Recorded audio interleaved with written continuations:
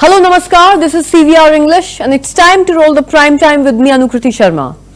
Today's top focus, the special story tonight, is all about the upcoming US presidential election. Ladies and gentlemen, the US presidential election is just round the corner. And exactly 3 days to go for the US election, it's turning out to be one of the closest in a while. And also one of the most violent elections in the last 50 years, with ballot boxes being set up on fire, being set ablaze. We'll look at what the latest polls say, also why Elon Musk is turning into such a big deal in this election. He's already pitching Trump's economic policy with a $2 trillion budget cut. That's what he's proposed. And what will Puerto Rico cost the Trump campaign? We'll tell you about a new controversy that the Democrats hope to capitalize on. We're 3 days away from the election day in the United States, and as they say, it's the home stretch, the last chance to make your case. And Kamala Harris recently spoke in Washington while Donald Trump headed to Pennsylvania. But tonight, ladies and gentlemen, the focus is not on the candidates. It is on the ballots.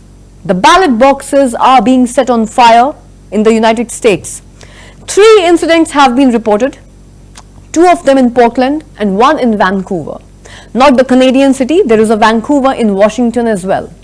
And all these cases had the same modus operandi. Someone stuck incendiary devices in the ballot boxes. They began smoking and eventually caught fire. And the damages? Well, in Portland, not much. Only 3 ballots were lost. But in Vancouver, hundreds were destroyed. Take a look. Targeted and they're intentional. And we're concerned about that intentional act trying to affect the election process.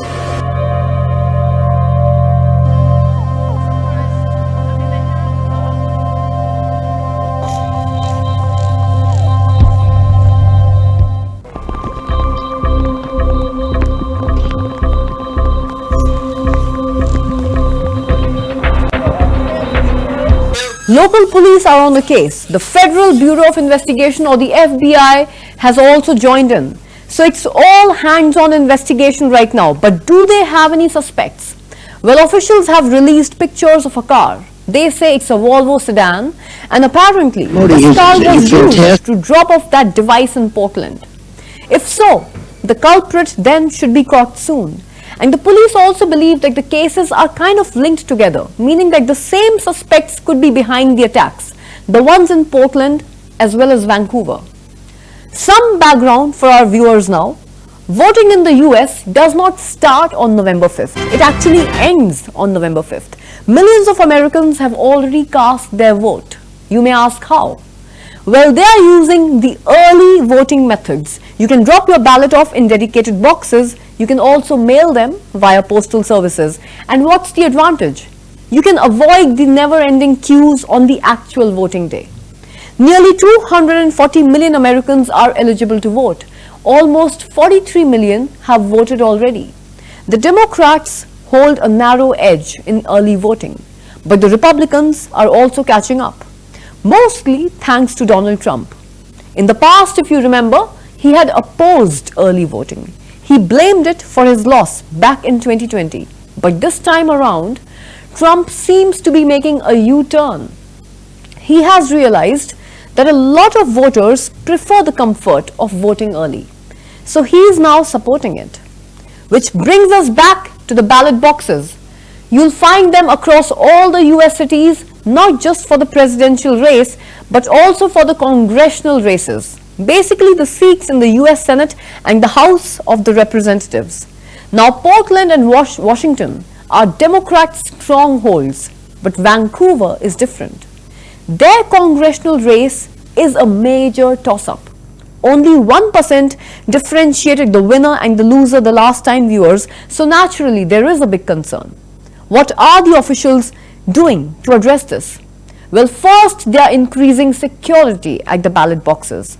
And second, they are also verifying the destroyed ballots. Those voters will now get a chance to vote again. As for the suspects, well, it's quite hard to say. Last week, a similar incident was reported in Arizona. A post box with 20 ballots was set on fire. It wasn't a political act though, it was simply vandalism. The man was homeless, so he wanted shelter in jail. I know this can happen only in America, but you have to see whether these incidents are similar or whether there is some deeper conspiracy this time. Let's look at the bigger picture, viewers.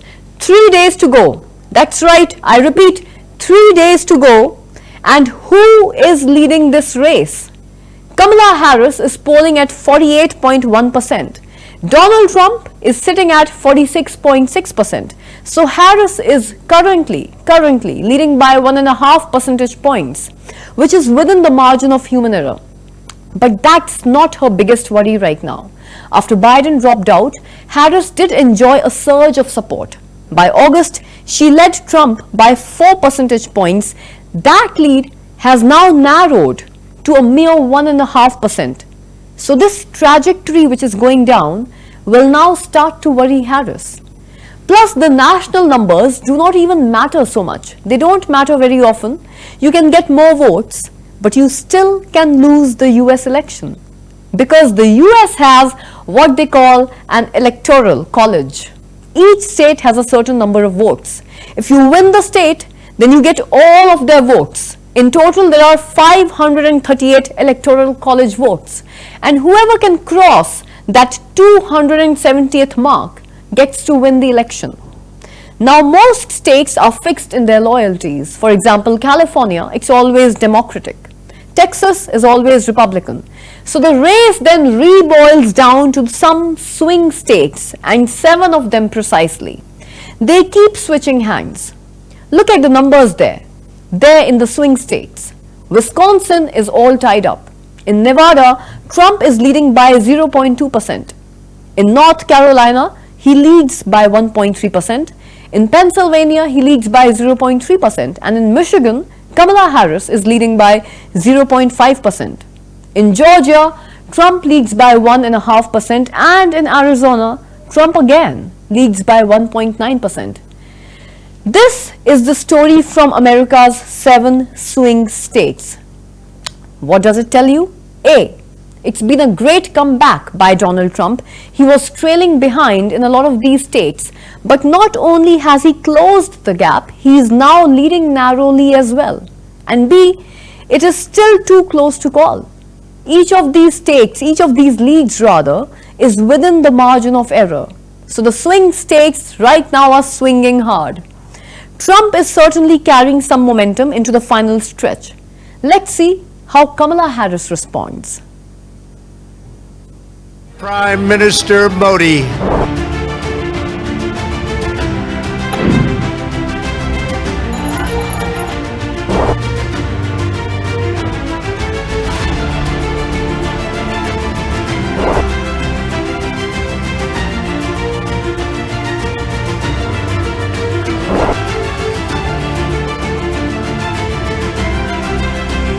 Modi, he's fantastic. I mean, fantastic man.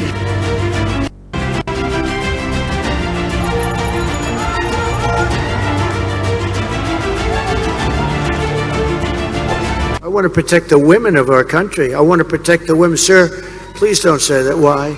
They said we think it's very inappropriate for you to say. So why? I'm president. I want to protect the women of our country. They said.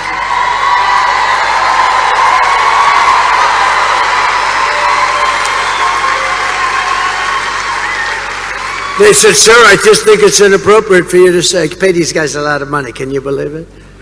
I said, well, I'm going to do it whether the women like it or not. I'm going to protect them. I will comment on the former president, Donald Trump's remark about women and whether they like it or not. It actually is, I think, very offensive to women in terms of not understanding their agency, their authority, their right, and their ability to make decisions about their own lives, including their own bodies. And this is just the latest on a series of reveals by the former president of how he thinks about women. And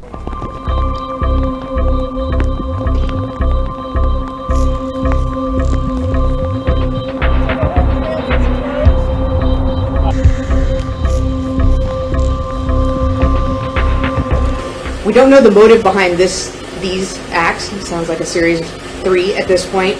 But we do know that acts like this are targeted and they're intentional, and we're concerned about that intentional act trying to affect the election process.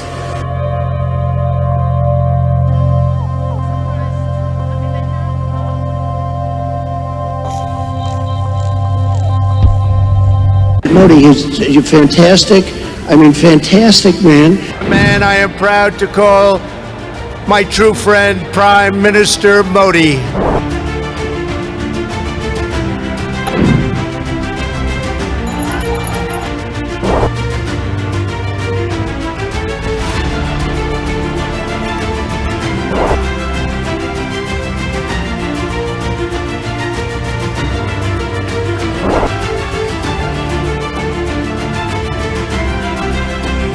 Modi is a fantastic, fantastic man.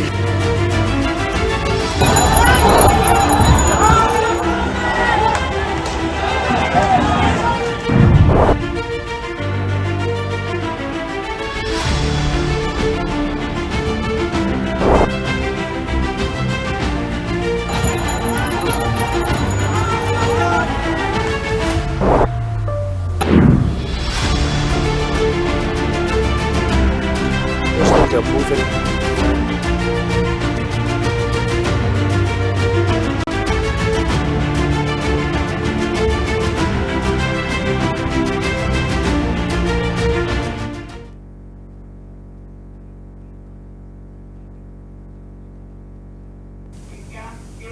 Meanwhile, Elon Musk is also preparing for a Trumpian victory.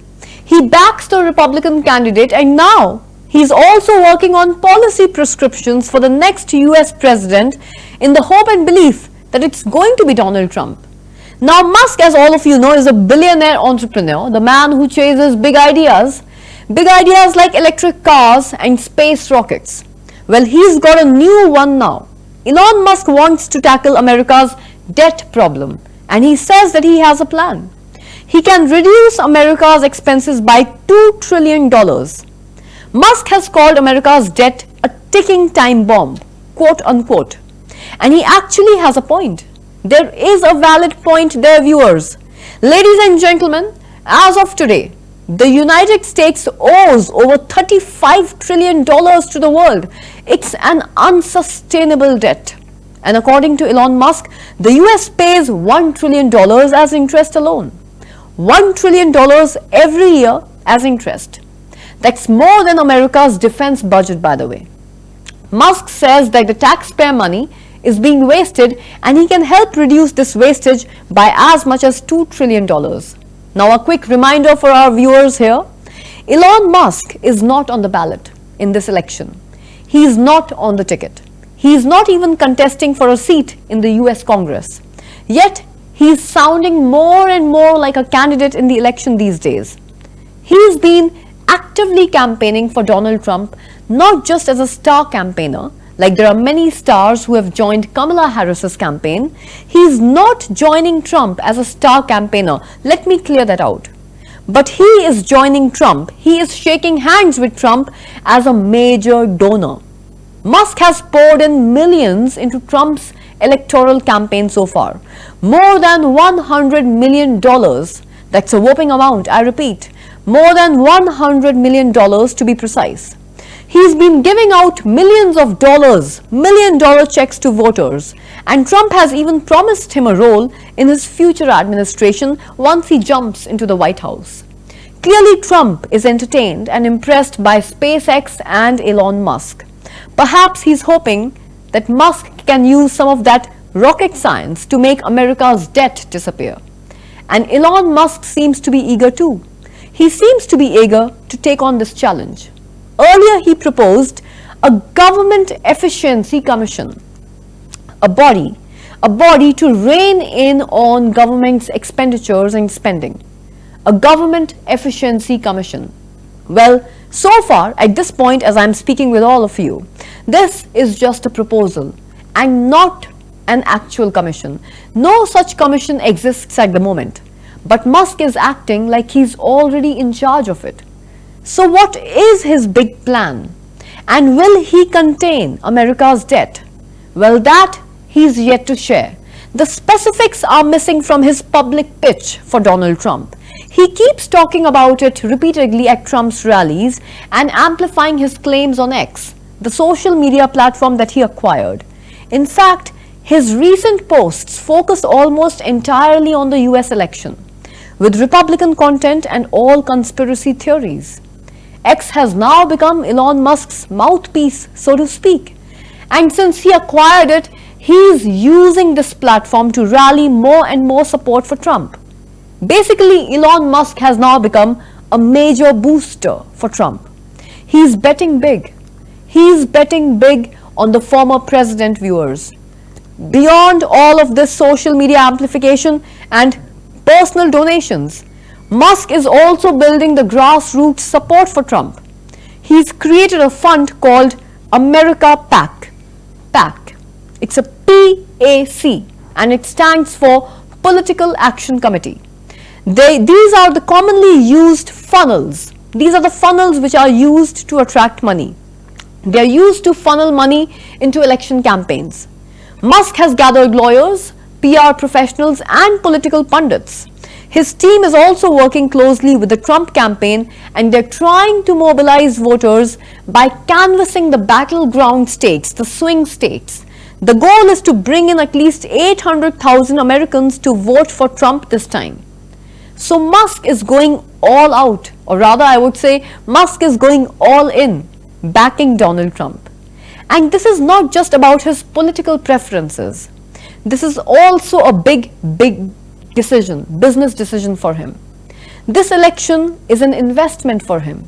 Let's not forget, ladies and gentlemen, let's not forget even for a moment that all said and done, all kept aside, keeping all these activities aside, he is first and foremost a businessman. And he wants an ally in the White House, and Donald Trump does fit that bill. Trump's policies aligned with Musk's priorities: fewer checks and regulations, lesser governmental interference, and most importantly, tariffs on the Chinese companies. Elon Musk finds the Democrats quite weak on this front. Throughout Biden's tenure, if you remember, Musk had multiple spats with the president. And in the recent days, in fact, Biden and the Democrats have been constantly slamming Musk. Biden called Elon Musk, quote unquote, an illegal worker. Now there's a background story here, viewers. Musk was actually born in South Africa, and in the 1990s, he came to the US on a student visa. But he ended up dropping out of this course. Reports say he was working illegally in the United States. Later, he transitioned to a work visa and finally became a citizen of the US a decade later. Now, Musk has denied all these allegations. He says, and I quote, that the Democrats are just getting desperate as they're about to lose the election. Amidst this battle, and this battle is only going to heat up as we inch closer to the date of the elections. The Democrats may not like Elon Musk, but they can't afford to ignore him. Ladies and gentlemen, in an election which is as close as this one, neck to neck, he could prove to be the difference between victory and defeat. Watch this report.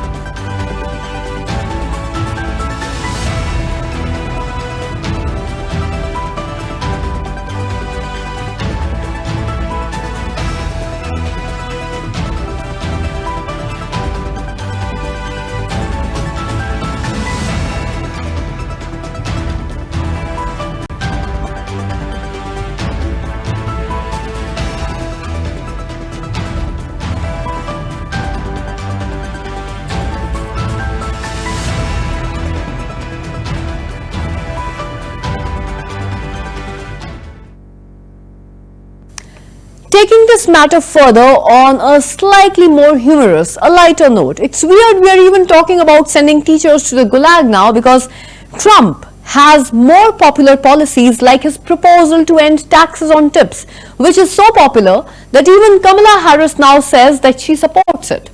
And Trump is not happy about that. He is not happy about that at all. Look, to be fair, Kamala did copy Trump's no tax on tips idea during this US election campaign, which would make it to the first time in history that a woman got credit for repeating a man's idea. We did it, girls. And she didn't stop there. Kamala also completely ripped off his idea to lead in the polls by 3 points against a rapidly deteriorating candidate. That was his thing. That was his thing. Quote unquote. She gave him the credit for it. Just watch this.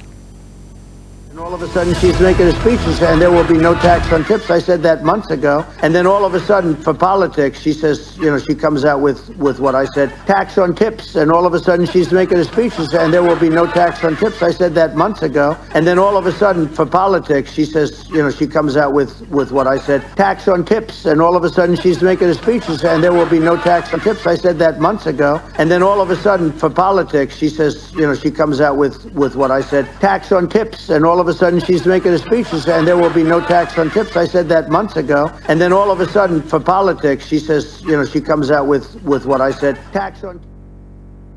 In the meantime, the Indian Americans as well as the Indians back home have a lot of opinions to share on who they'd like to see making it to the White House. And the Indian Americans who are already in the voting process have voiced their thoughts out loud on social media. And back home in India, people have emerged as sharply opinionated as well. Nate Friedman, who is a famous YouTube content creator and creates mostly political commentary videos, has been asking the Indo-Americans in the US who they are vying for and who would they vote for. Let's take a look at what they have to say. My case, and I'm a triple degree holder. I have a degree in economics, I have a degree in law, I have a degree in CPA. So it's not that people like we are hardworking people, and we really come here with expectations of a good life, but to also contribute to this country. Like, we respect this country, we love this country. And the point is, what I'm trying to make here is most of the people here are the same. They all are hardworking Indians, are hardworking like Americans and Indians, and they all love this country. And we would not like to see this country going down the drain. We do see how things are, and people are not stupid. People can see the good versus bad, the right versus wrong. So yeah, I mean, there are many problems that were not existing when Trump was here, and we see those problems now right here. Yeah. Tell me, what do you do with those 3 degrees, man? What do you do? I am actually a tax consultant, and I basically work in mergers and acquisitions. So you're a tax guy. So tell me, what is the difference in policies? Have you looked at the difference in policies between Harris and Trump's tax policies? Can you share what you found? I have. So basically, like, what I can say what Trump did with the Tax and Jobs Act, the Tax Cuts and Jobs Act back then, the main angle, the main policy was to like increase, to bring all those businesses back to America, to reduce the tax rates, not to give tax cuts to, and that's what I believe, not to give these tax cuts to big corporates, but when you have tax cuts, if you see most of these big countries, most of the, like, going on within the Democratic Party. It's less than 3, thank you for having me, it's less than 3 days away, election is away. There's huge enthusiasm around the country, especially in the battleground states, to vote for Kamala Harris and Tim Walz to elect her as the next president of the United States, next Indian American president, next black woman, and next first woman commander-in-chief of the United States. She will lead the world and make a huge difference and lead us into a new way forward. There's huge momentum, whether we talk about Michigan. If today in Philadelphia, Pennsylvania alone, there were 2,000 doors being knocked every minute. And that brings us to the close of this editorial, viewers. Remember that the US polls are just round the corner, and going by the pattern of the past of the US elections, nobody gets the privilege to predict anything, because anything could happen and anyone could turn up as the winner. The differentiator, you might ask? Well, there are many for now, and a few I have already spoken about on today's show. So which differentiator gets to differentiate, even that, viewers, could turn into a matter of debate. The inevitable question is, will the US get Trump back into the White House, or is it high time for a woman, for Kamala Harris, to make her way into it? I shall catch up with all of you once again tomorrow at sharp 7 p.m. Till then, everybody, namaskar, jai hind, and keep watching CVR English.